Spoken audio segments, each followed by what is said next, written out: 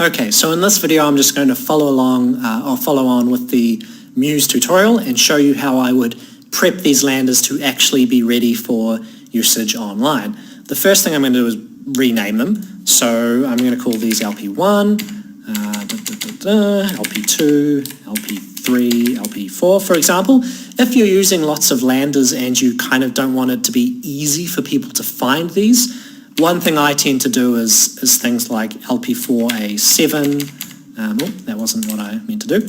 So LP1, say B3, C6, AA, 4, JK8. Like you can basically make the code, put some sort of random characters on the end, so you can still kind of figure it all out, you know what everything is, but for a random affiliate or someone who's trying to look at your stuff, it's not as easy for them as just going LP1, LP2, LP3.html. They can't find them because they can't guess these random parameters. And your security settings on your server will generally disallow people to just browse your web folder or directory like a folder and see what pages you have in there. That's obviously a security concern and is typically disabled. So what I'm going to do is edit these. I'm going to open them in Sublime Text, my favorite editor in this case. Looking at it at the moment, I kind of, this font, this text is too wide. I can either resize the actual window. I think I can go to View, Word Wrap Column. You definitely want Word Wrap on, otherwise things just span off the edge. Word Wrap Column 120. There we go, so that's kind of convenient to have it more like that. But in any case, I'm going to move this to the side. And leave them there. Okay, so there's a bunch of stuff in here that we don't need. We don't need any of this. We don't really need this in most cases. We probably don't need jQuery, and even if we did, we'd probably use it off a CDN instead, rather than Muse CDN's one here. We'd probably just use something like Google or CDN.js. Reason being that a huge percentage of the population has those files cached anyway, so they are downloaded very fast and have very little performance impact. We don't really need this, we don't really need this, and so on and so on. Or in this case, actually, we do need the edge fonts here. So what I would do for figuring out what you can and can't remove is just test it. So let's open LP1 and move this over here. You can use things like live reload and so on to make page edits and have things refresh live. What I'm just going to do is edit and refresh. You can also use things like reload every or various reloading plugins which kind of refresh the page continuously, but not going to bother with that. So I don't think we need this. Actually, I'm going to change my theme here because I don't like the fact that I can't see script tags so easily. I will just find one. Nope. No, definitely not. All I want is script tags to be highlighted nicely. It's so much to ask.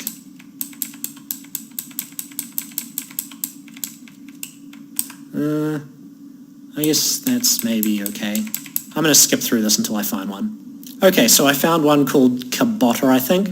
I don't like the way it looks, but it highlights the script tags nicely, and I'll probably have to make my own one because I'm a perfectionist and with color and things like that. In any case, what I'm going to do is delete all of that, and I'm going to delete that, I'm going to delete that. Make sure to just do it from script to script, so from here down to here, for example, and I'm just going to save, and then I'm going to refresh this and see what happens. Okay, so all I saw there was a font change, right? So if I go back and I save, hit F5, watch this font here, you can see that change, and that was because of the edge fonts, right? So if I delete all of this JS include stuff, delete everything but the edge fonts, so I want that edge font there. I don't need this thing here, but I do want this one here, which is loading Open Sans, and I save, hit F5, no change. If I expand this out and I go into responsive mode, see what happens here as I change. Okay, you can see that disappears. That's obviously a problem, right? So there's clearly an issue here. Can we diagnose it in the actual web console, for example, by refreshing and then moving around? Nope.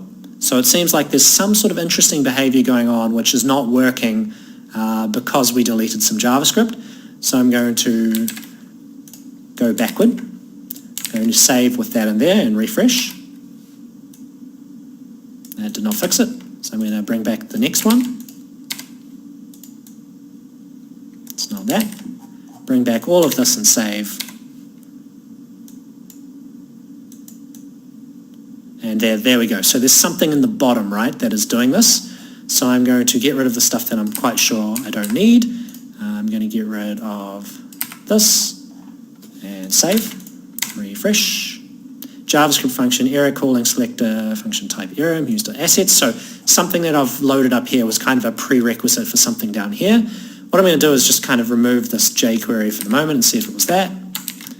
In terms of what's loading next, that needs this, and it looks like it was.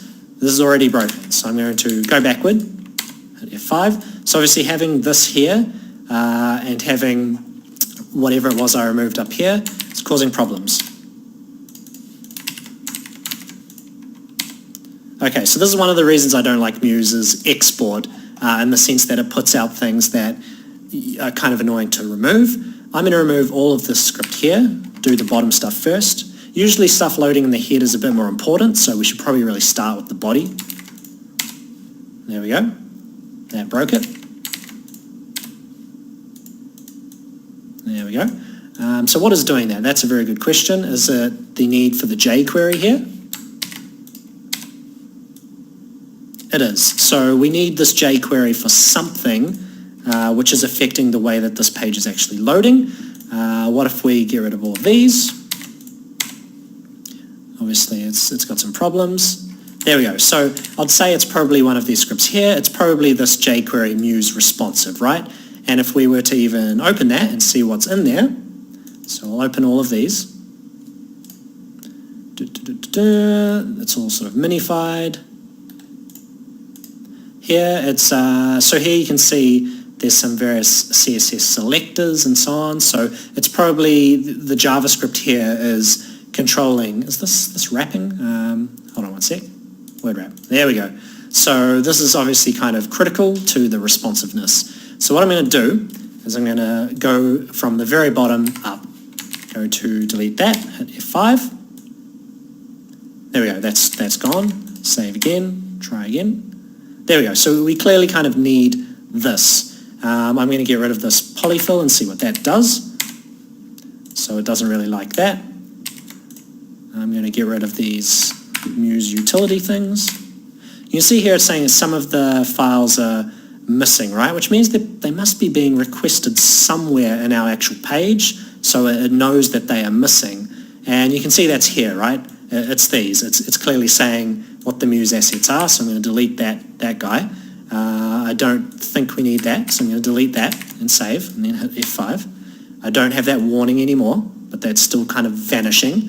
So I probably needed those JavaScripts down here. There we go. So a process of kind of elimination for figuring things out, and at the end of this you can just take all of the stuff I've learned and not have to go through all of this. What is this saying?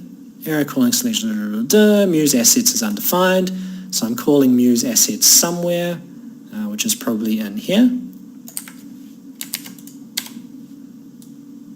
Okay, so it kind of breaks it all, right? Which puts us in a position where we're kind of like, Muse, please, because we have all of this JavaScript and it's very, very annoying to have to load all of that for simple responsiveness, which is purely CSS based. So this just kind of emphasizes to me the fact that at a high level, you can't get rid of good developers to make your sites.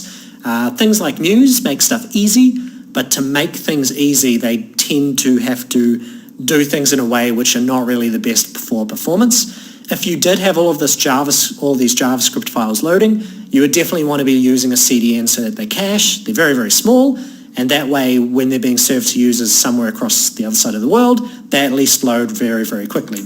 So I'm going to get rid of, undo all of my changes, and leave as is. If you were using a page that was not responsive, where you didn't even care, you could actually get rid of all of this and it probably wouldn't matter, right?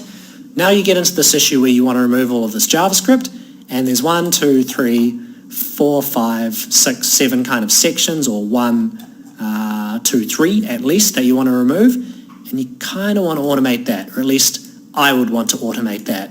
This is a situation where Sublime Text is awesome because you can use things like the plugins, or extensions, you can use snippets, and you can use regular expressions to speed up things. So when I say extensions, I mean the things we installed in previous videos, like the tools Minify and Prettify. So here, for example, I can hit Prettify code, and it cleans it up a little bit. It sort of expands the JavaScript out and so on. Likewise, I can do tools Minify and just do modify existing to just change the current file. That minifies everything. If I was to turn word wrap off,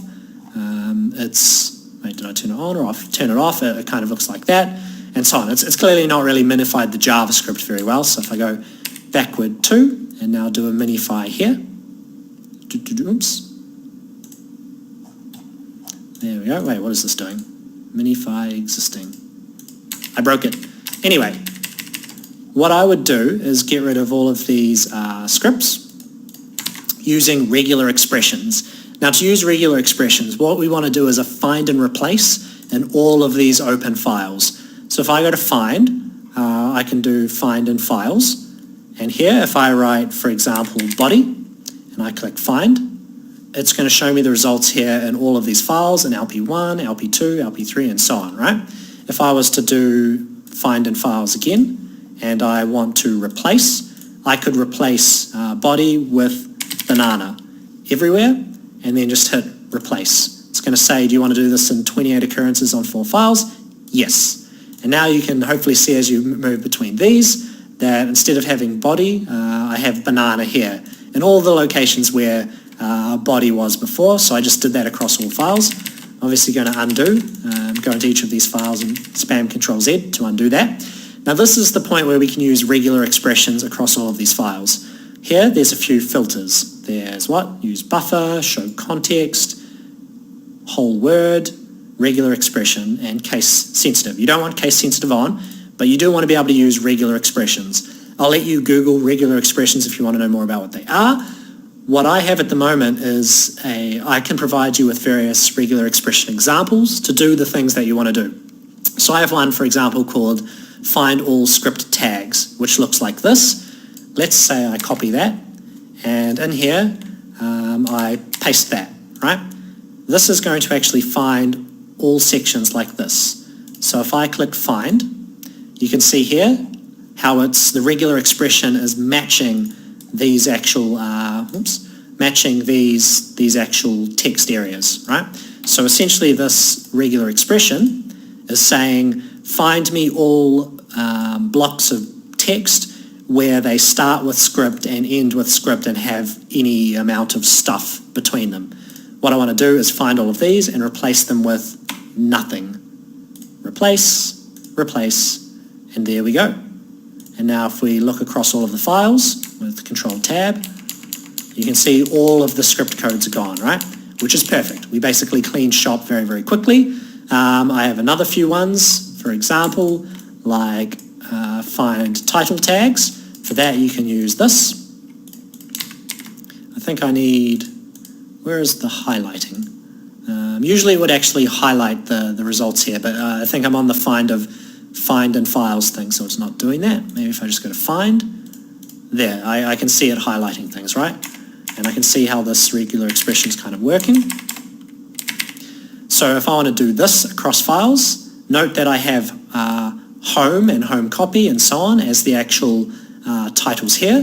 What I probably want to do is replace this for all variations, right? So I want to take that and I want to replace it with title, /, and I probably want to do something like this. Bam, and then replace. I think that's correct. Here you can see, so the regular expression, this .. is actually matching kind of that area between the title words. So I actually do want to put these actual element brackets in here. And now you can see that I've changed the title on all of those pages. Great. And one last one that I like is the ability to get rid of empty lines, although your Minify and Prettify and so on plugins can kind of do that for you. But you can do this across all of the actual files at once. Close that, replace, bam. There you go. So that kind of cleans things up in a few find and replace actual commands. If I was to use the Prettify or Minify, and go to Tools, Prettify for example, you can see that actually expands things out. I could then go off and use something like dirty markup or HTML compressor to do the equivalent of those actions, or I could try the Minify, and you'll probably have to play with this to figure out the best way to use it, the settings and so on. If I do that, what is that going to do? Doesn't seem to want to work for me anymore, which is a bit annoying. If I make a new one, there we go. It works if I try and create new. That's it minified. But again, that's not very nice to edit, right? So what you can probably do is do this whole new line thing across all files. You can then save them all with File, Save All. Now they're all actually replaced, so they've all actually changed here. Then what you could do if you wanted to make minified versions, I suppose, is use the shortcut here, which is Control-Shift-M. So you could do Control-Shift-M. Oops. Get rid of that. Control-Shift-M. Why is that not working? Tools. Create new. What about this one? Okay, didn't seem to like me there. Oh, I've already made one, so that's probably why. I'll delete those min ones. And then I'll just hit Control-Shift-M. Oops. Control-Shift-M. Shortcut, please. Doesn't seem to like me. It's like it has some sort of recollection of the history there. I'm going to close Sublime Text and open it again. Move it over here. What I'm going to do is now hit Control-Shift-M, Control-Tab,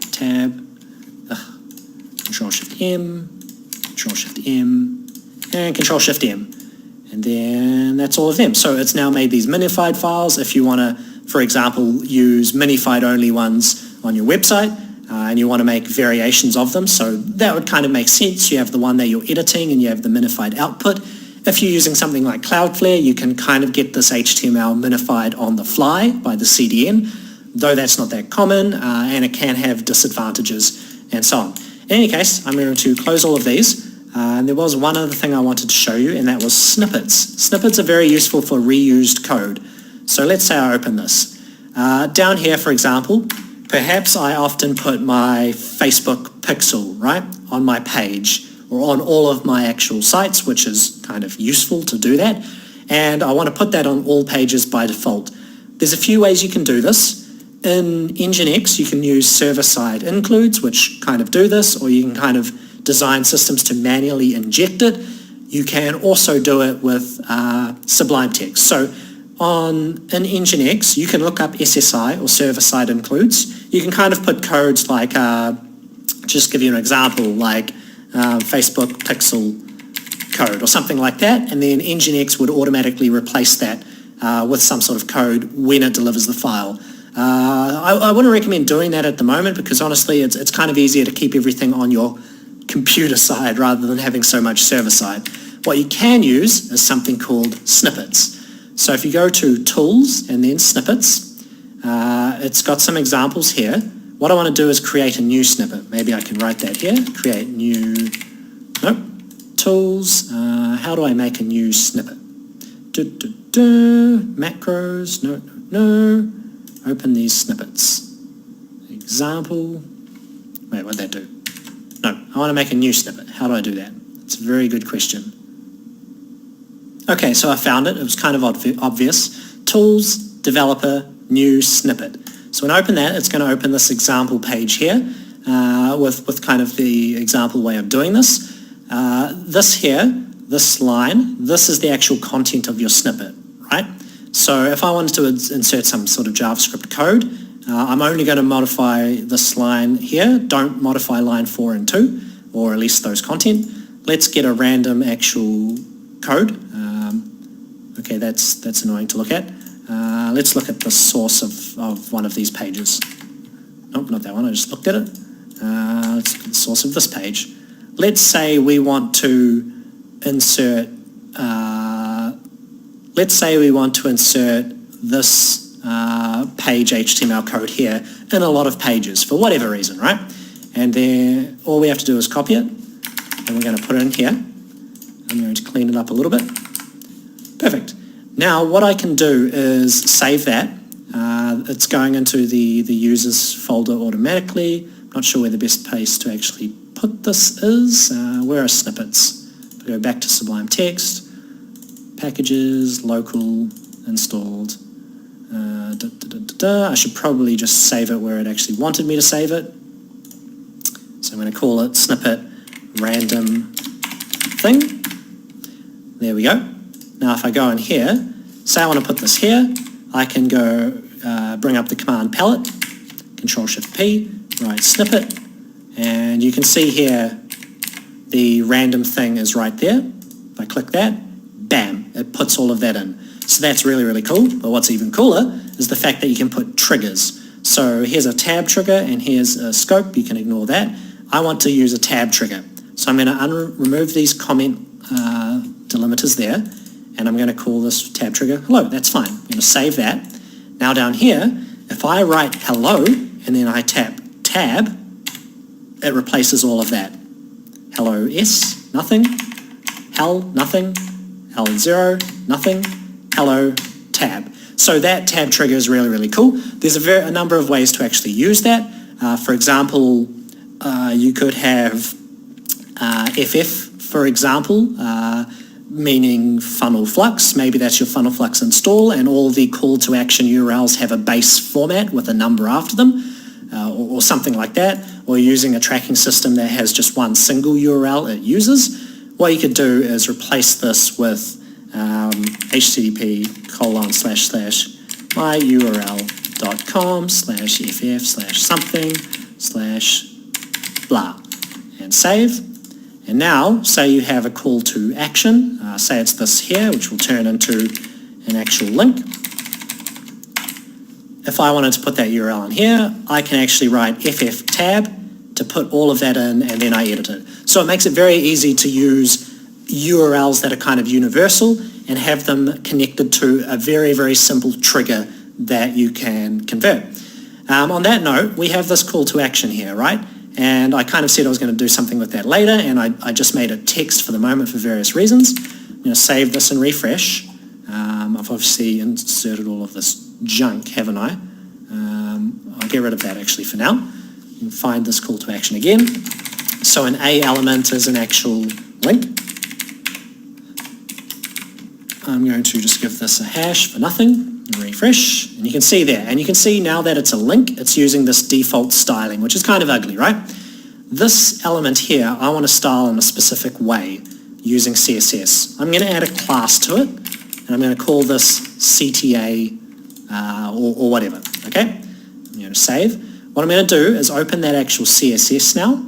To do that, what I need to do is go into CSS folder and open like one of these. So you can see here that these are all linked to the original file names, right? So if I open LP2, you can see here it's referring to home copy 2, which is a little bit annoying. But in this case, the call to action that we're using is kind of universal across all of those landers. So we can actually put everything in this site global file that is present in all of the pages, so that we don't have to kind of do the work multiple times.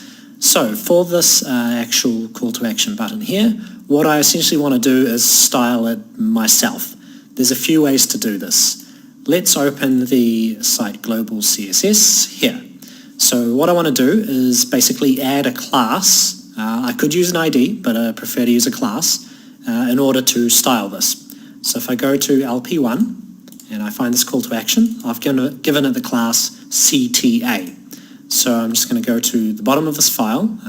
Actually, I'll do it right near the top. You can kind of do it wherever you want. I'll do it at the bottom, just to make it easy. So I'm going to put .cta, and there we go. That is the kind of basic format for CSS. If it was an ID, you'd use that, but it's a class. Now, I actually have some template files, and you should kind of build your own repository and codex of snippets and files for these various things. I, for example, have this here, basic code for an orange call to action button, right? And I've got this kind of A-link stuff here. This I can put in immediately, like so, and watch that actually remove this annoying underline. There we go. Obviously the color is now not ideal for this current situation. And then here I have some basic page code, which I can put in the head. This is for IE compatibility. We don't even need that at all. Like I said in a previous video, I mean, no one is even really using IE9, so it's not worth it. I actually only need this code here. So I'm going to take this. You might note that there's two. One of these is the call to action class. The other is it on hover. Now there's two ways that I would add this to the button. First would just be copying this and pasting it in here, for example, and saving. Now if I refresh, I can see now my call to action button and the hover, right? Now if I wanted to change this, what I could do is come in here and say change the padding to something like that. I'd need to change that on the hover as well, which is a little bit annoying. Actually on this hover here, you don't need to redeclare this padding at all. You don't need to do that on hover states, but I kind of do need that background. If I'm changing something, then I need to redeclare it. If I'm not changing it, I don't need to redeclare it at all. So here, for example, these shadows, I don't believe any of these shadows have really changed. It's just the background here. So I can actually probably get rid of all of that. I want to turn word wrap on because this is kind of annoying.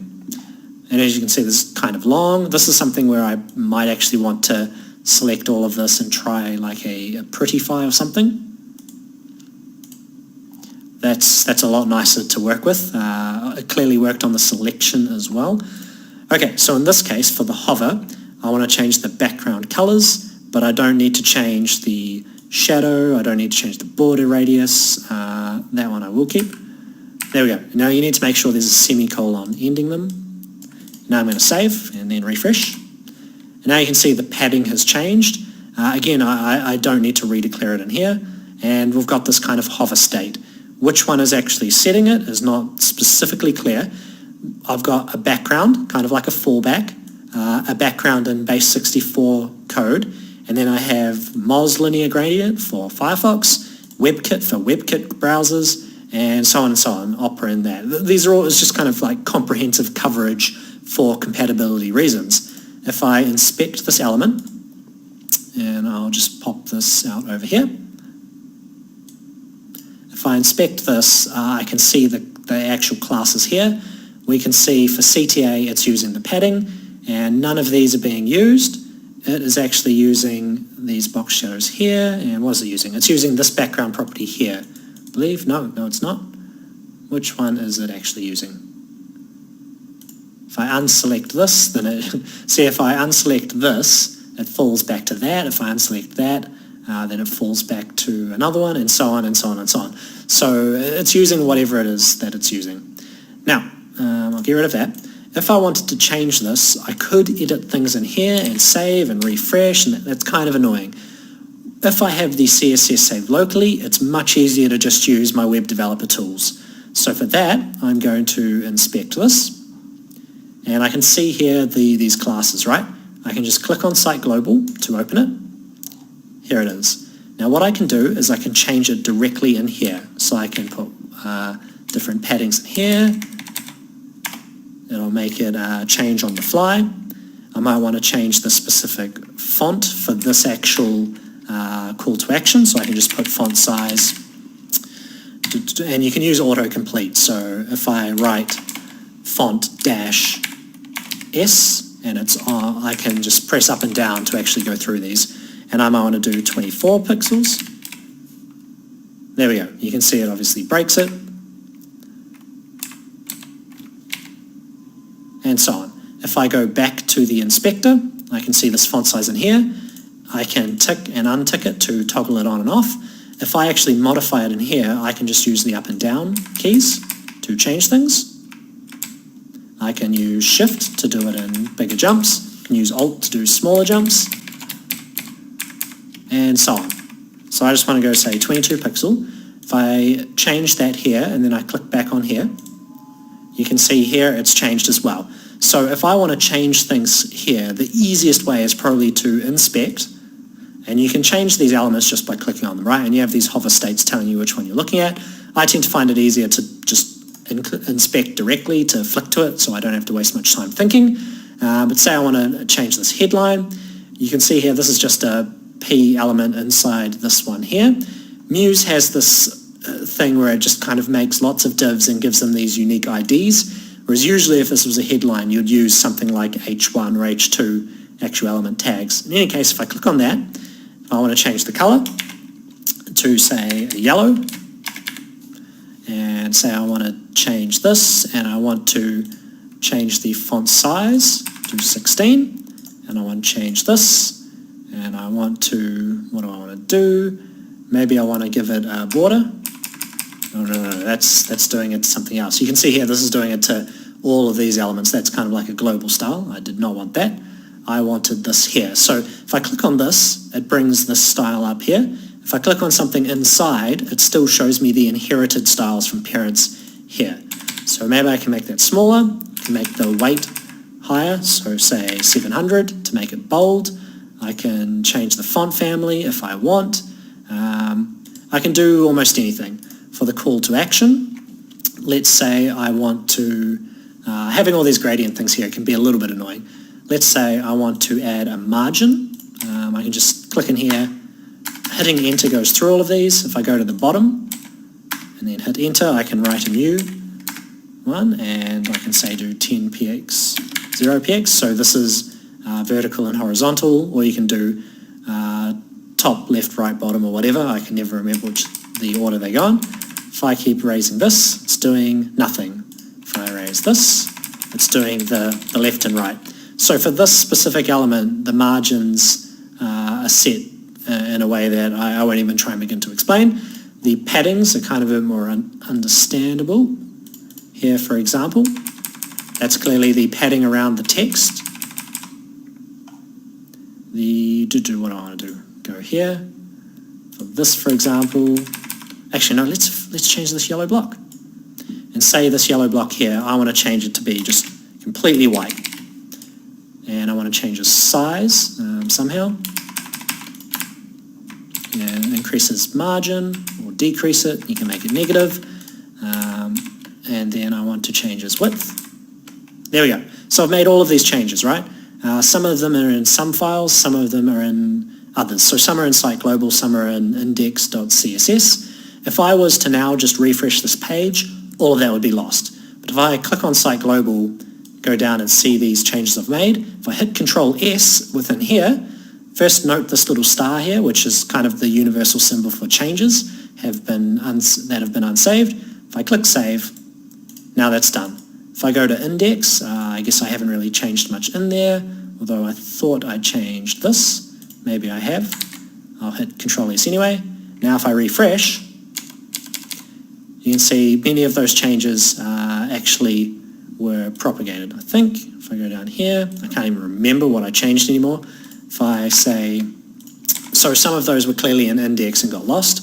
If I change this to 28, and I change the padding to 120, and I save, and then I refresh, you can see they're saved. For this one, which is in where its properties are set in the specific CSS file for this document, not the global. If I change these, and there we've got some cool page styling going on. Change the width. That's in index.css for a certain responsiveness. If I open that, and I go to the specific one that I was looking for, which is this one, you can see here that these haven't actually, have they changed? No, they haven't actually changed, which is kind of interesting. So if I change this and go here, now it's kind of changed. So for whatever reason, it looks like I think I had to click this to actually open it for editing before those changes were actually propagating through. I can even do something crazy like delete all of this, which might break the page, delete lots of this, which has done a lot of damaging stuff. No, not save in there, save in here, refresh, it's all done. So this is my preferred way for actually doing the live edits to things. I think it's a lot easier for CSS. For HTML editing, you don't really want to do stuff like inspecting in here, editing as HTML, changing words in here as so, and then you can't just hit Control S and have that save, right? If I'm doing that now, nothing's happening. If I refresh, it's going to revert. There we go. You could save in here, but of course it's saving like this, and you don't really want to do that. So for HTML, use a basic text editor. For CSS, I highly recommend you use the web developer tools so you can change it while watching it respond. This makes your life a lot easier because you don't have to keep saving, refreshing, and so on. Right, so that's pretty much all I wanted to say about that. I don't think there's too much else I want to show you in terms of how to actually hack into this page and get things ready. It's all relatively straightforward.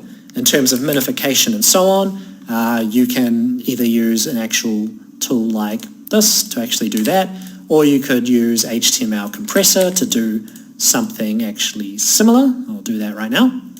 Paste in here, show options. I like never strip quotes. I kind of find it annoying to strip them. Single line you don't really need. It's kind of annoying to read. And so on. Compress. There we go. And you can see it's saved maybe like 10, 20% or something like that. If I paste that in here, it's not as minified as using this, which isn't working obviously, but it is quite nice and readable. And one thing I should mention that I completely forgot is images. So these images here, now it's time for Kraken to shine. So we'll open up Kraken. And always do this. Seriously, Kraken is awesome. Just do it. So here we have, notice here that it made a new image for responsiveness reasons, which is kind of interesting.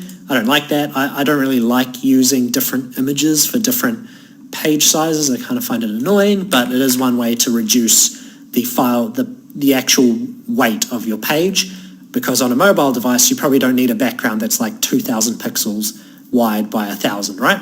So all of these together, 920 kilobytes, obviously not compressed very well at all. That one's 11 kilobytes and looks terrible. I'm going to click and drag these in here and see what happens. 147 down to 138, 206 down to 93, 11 to 11, 555 to 300. So there's obviously quite a lot of savings there, almost 40% overall, and that is on lossy, so that's kind of the one you want. I'm going to just open the zip archive. I'm going to open this directly, and I'm just going to drag and drop these and replace. And there we go. You'll generally have very few problems just doing lossy compression straight away. But do be aware if you're really kind of concerned about the visuals, like if it's an important site. For JPEGs, you should always kind of do a double check because sometimes the lossy compression can affect the actual coloration and the quality. For PNGs, it's absolutely amazing. So from Photoshop, if you export something with transparency, PNG 24, throw it into Kraken and it will just make it awesome. Okay, that's pretty much everything I wanted to go over in terms of getting this page ready and hacking through things. The next step is uploading your Lander and doing some basic page performance testing to assess if there are any annoying issues that you need to fix. And that's pretty much it. That's all I could really think of. I'll see you in the next video.